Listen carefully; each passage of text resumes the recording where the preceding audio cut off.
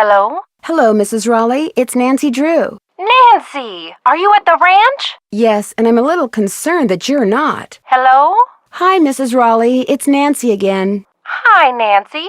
It's Nancy. I can hear, Bet. How is Mr. Raleigh doing? Hello? Hi, Aunt Bet. It's Nancy. Hi, Nancy. It's Nancy. I can hear, Bet. Hello? Hi, Aunt Bet. I forgot to ask you before how Uncle Ed was doing. Well, he definitely has some kind of infection. I'm fine. So they've got him on antibiotics. We'll be here at least 2 more days. Hello? Hi, Aunt Bet. Nancy, Dave called and told us what happened. Are you all right? I'm fine. Oh, everything's fine. I mean, it is now. It wasn't last night, of course. Everything would have been fine last night if you hadn't made such a fuss. How could I not make a fuss? There was a rattlesnake in our bedroom, for Pete's sake. That's because I told them not to. I wanted you to hear what happened from the horse's mouth, as it were. I thought you might worry otherwise. But I am worrying. I can't help but think that something terrible's happened. I told Ed to leave it alone and let one of the hands get it out of there, but no, Ed started poking at it with my yardstick, and all of a sudden it leapt up and bit him. Yes, we are. Although I'm only here because Ed's here. He's the patient.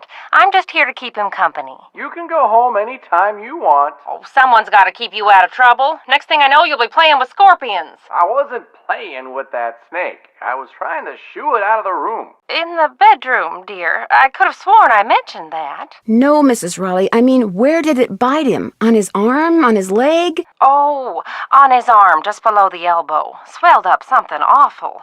But fortunately, well, his arm swelled up something awful, and he was feeling pretty poorly by the time we finally got him here. I was fine. She's exaggerating. Oh, Ed, you wish. Anyway, dear, he's doing much better today, and the doctors think he'll be well enough to go home in a day or so. I'm well enough to go home right now. No, you're not. If I don't stay here with him, he'll get up and walk right out that door. No, I won't. Oh, nothing, dear. Absolutely nothing. Oh, good heavens, no. I won't hear of it. You're going to go on as if none of this ever happened. You just go get a horse from Tex. He's the head wrangler, and go riding to your heart's content. I told Shorty to go ahead with the cookout I planned for tonight, and... The envelope. Have her take that envelope to Mary. Oh, good idea. There's an envelope in the roll-top desk in the den marked Mary. If you could ride over to Mary Yazzy's and give it to her, we'd really appreciate it. Because of the way the roads are set up around here, it takes longer to drive to her place from the ranch than it does to get there on horseback. Dave will tell you how to get there. She's gonna have to get the key to the desk from him, too. Oh, that's right. I always lock the roll-top. Dave has the key. Oh, dear, it seems like there was something else I wanted to tell you. The horse, Bet. Tell her about the phantom horse. Did he say phantom horse? Yes. You see, last night we... Hello, Mr. Raleigh. Time for those tests. Phantom horse? Let's get something straight right now. Even though we're Bess and George's aunt and uncle and not yours, I want you to call us Aunt Bet and Uncle Ed, too. Got that? All right. Good.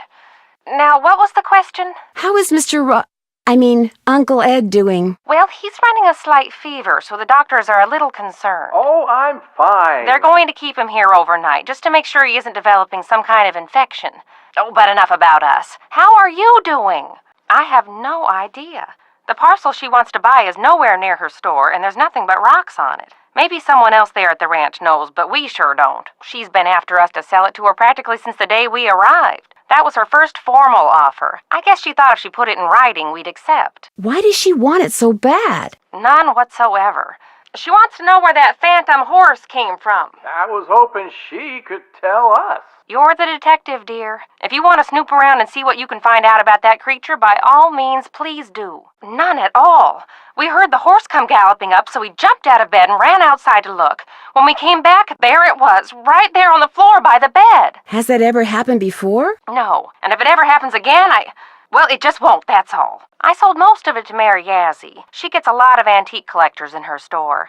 Some things I kept, like Francis's favorite recipes. And that ridiculous blanket chest. You insisted on keeping that. Oh, yes, and I kept that triangular-shaped chest in the den. I don't think so. I mean, to me it all looked like junk, so I got rid of it. It used to belong to Merrill Humber. He was Francis's father. And I figured since I was keeping that picture of Francis, it was only fair that I keep something of his. What kind of logic is that? Oh, hush. Oh, he's just a little bashful. He'll warm up to you. He's quite a handyman. Very trustworthy. That man scared the bejeepers out of me when he came in to interview. But he kind of grows on you. and he takes real good care of the horses. In her 30s. She was married for a while, as I recall. I have no idea. She mentioned her ex-husband once or twice, but I don't recall her saying anything about a brother. About Jane? No, why would he? I just wondered, that's all. She had an ex-husband or two, as I recall. Very unstable emotionally. Then how can you be so sure she won't do something to get back at you? For the same reason we fired her, dear. She's too lazy. And you say this happened right after that phantom horse showed up again? The pump house blew just as the horse was galloping away. Oh, my, this is awful. Maybe Shorty was right. Maybe that horse is a bad omen. What do you mean? It's possible that while everyone's attention was on that horse, someone sabotaged the pump house. Why on earth would someone sabotage the pump house? But why? That I don't know. Yet. I can't imagine who. Maybe I can find out. You don't think Tex or Shorty or Dave is somehow involved, do you? It's possible, but I just don't know yet. Oh, my. You might not be safe there. Maybe we should send her home. I'll be fine. Really, I want to help, and I can help. Well, it sounds like we could certainly use your help. No, but I'll tell you what. Ed and I will put our thinking caps on, and if anything comes to us, we'll call you. Have you called the sheriff and told him all this? Not yet. Tell her about the storms. Tell me about the what? The storms. You need to be careful when you go riding because it can be sunny one minute and pouring down rain the next. I'll be careful. Good. And if you have any more questions, just call. One more thing. Until I figure out what's going on, it would probably be a good idea not to mention my suspicions to anyone at the ranch. Of course. Keep in touch. I will. Bye.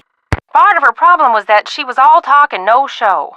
It was Ed's idea to hire her. She was a good salesperson. She was just not a very good person. This is the first I've heard about it. It could be why someone is trying to chase you off the ranch. Dirk Valentine. Sounds like a character from a Charlene Purcell novel. Never. And I'd remember a name like that. Dirk Valentine. Sounds like a character from a Charlene Purcell novel. Charlene Purcell? Of course I'm a fan. Who isn't? I'm not. Oh, Ed, be quiet. Why do you ask? Because I just talked to her. Really? About what? About Shadow Ranch, actually, and about Dirk Valentine. She's done quite a bit of research on him. He was in love with Frances Humber, you know. Oh, my gosh. You mean Charlene Purcell is going to write a book that takes place on our ranch? She's still my palpitating heart. Ed, you tell her she's welcome to visit Shadow Ranch and do all the research she wants anytime she wants. Don't I get some say in this? No. Shorty called too. He was practically beside himself. Thank goodness you have that generator. Tell her, Bet. I was just going to, Ed. Nancy, dear, things at the ranch seem to be going from bad to worse, and Ed and I just don't think it's safe for you to be there anymore. No, I'm fine, really. We're sending you home this afternoon. No, Aunt Bet, really. I'm not in any danger here. But Shorty said... You know how Shorty is. He worries too much. And I'm this close to finding out who's responsible for the sabotage. Just let me stay one more day, all right? All right. One more day. Thank you, Aunt Bet. How's Uncle Ed? He's still running a fever, but of course for you to ask him how he is. I'm fine. Promise me you'll be careful, Nancy. I'll be careful, I promise. Then we'll see you soon. Uh-oh, we have to go. Don't worry about us, dear. You just go have fun. Just be sure to wear a hat and drink plenty of water. It's gonna be another hot one. Bye! No, wait, just tell me about the... I'm sure you are, dear. But since you obviously don't appreciate the fact that the welfare of animals comes first on a working ranch, I'm afraid that you, like those poor chickens, are history. Oh, I'm sorry to disappoint her, but if we sell that property to her, it would send a signal to other would-be buyers that we're interested in selling the ranch off bit by bit, and we're not. As far as I know, it was the strangest thing.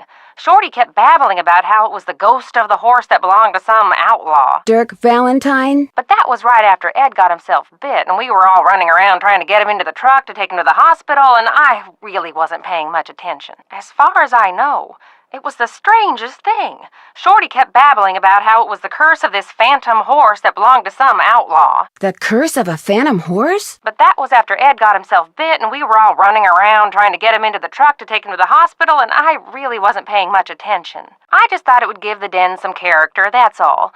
I found it in the tack room under a pile of junk. So the former owners left behind a lot of stuff? I swear, it's like no one who lived at Shadow Ranch ever bothered to take their things with them when they left. When we moved in, the place was literally full of junk. That's too bad. Why not?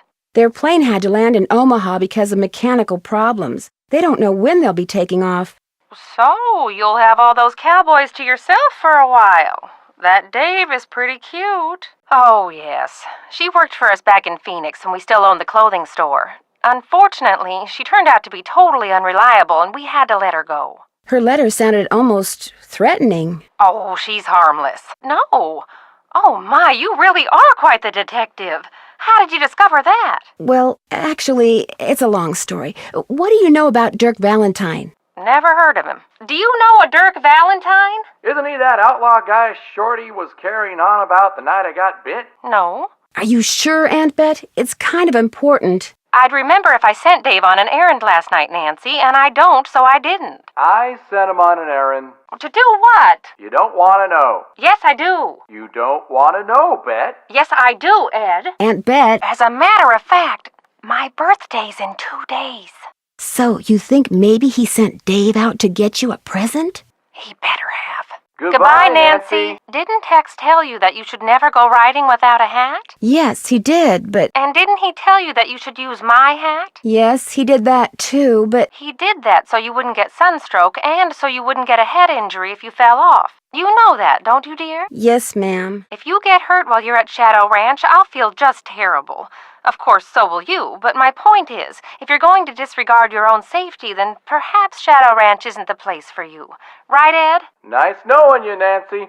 I told Tex to make sure you knew you should always check your cinch before you went on a trail ride. Actually, he did that. Then what happened? I just didn't do it. So it wasn't Tex's fault, it was yours. Yes, ma'am. I see.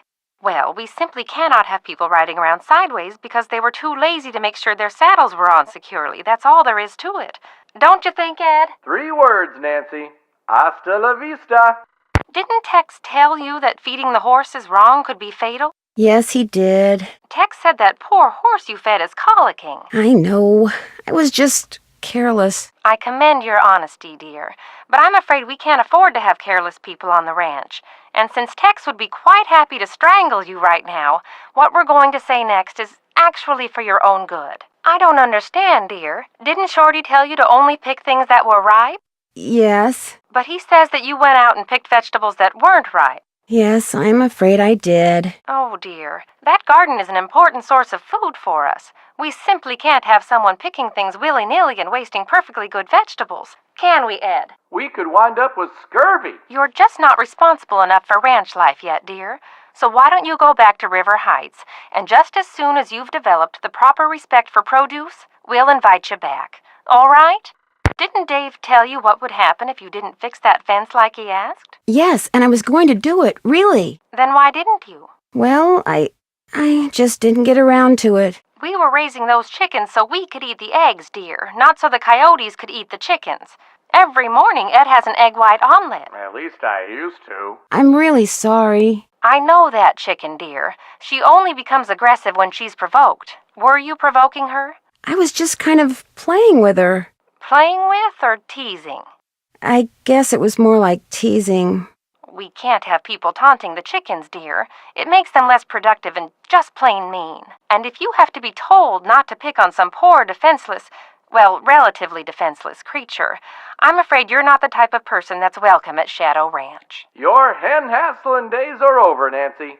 Bye. You accidentally set the oven on fire? I was baking a cake, and I guess I left it in too long. Does the oven still work? No, it's ruined. There's some smoke damage, too. And by some, you mean... I mean, the walls and the ceiling are pretty much black now. Maybe you should let me talk to Shorty. Actually, when he saw what I'd done, he tore off his apron and went stomping out the door. I could be wrong, but he may have said something about quitting. So what you're saying is, you destroyed my oven, severely damaged my kitchen, and caused my cook to quit? Yeah. Sounds like 3 strikes to me. I'm afraid I have to agree. So as they say in baseball, Nancy, you're out. I never found feeding the chickens to be all that difficult, dear. Is the heat getting to you? I just wasn't being careful. Dave says the chickens have stopped laying and just plain look sick. I know. It's all my fault, Aunt Bet. I can't tell you how disappointed Dave is. He thought you were really coming along. Why, he was all set to talk to Shorty and Tex about thinking up a ranch-type nickname for you. Really? Want to hear the nickname I got for you? No, I don't think I do. She may be ill-tempered, but she's one of our best egg producers, dear. Didn't you see what I wrote by her nest? Well, yes. Then why did you try to get her egg when she was sitting on it? Because I thought I could. I happen to like that chicken. I know you do, Ed. Birds of a feather. So not only have you traumatized one of our best hens, but it appears that you can't be trusted to read and obey simple written instructions. It won't happen again, Aunt Bet. Well, Nancy, you're right about that. All right, dear. Bye now. Say goodbye to Nancy. Goodbye to Nancy. We'll be right here. Bye. Call us any time. I don't understand, dear. Didn't Shorty tell you to only pick things that were ripe? Yes. But he says you not only picked ripe things, you picked everything. Yes, I guess I did. Oh, dear. That garden is an important source of food for us. We simply can't have someone picking things willy-nilly and wasting perfectly good vegetables. Can we, Ed? We could wind up with scurvy. You're just not responsible enough for ranch life yet, dear. So why don't you go back to River Heights, and just as soon as you've developed the proper respect for produce, we'll invite you back. All right? You tied the cinch strap to the wrong place? Yes, I'm afraid I did. I don't understand, dear. So what else is new? Ed, you assured me when I invited you out here that you knew how to saddle a horse. I know. I just wasn't thinking straight. It must have been the heat, because I wasn't wearing a hat. You weren't wearing a hat. Ouch. You see, Nancy,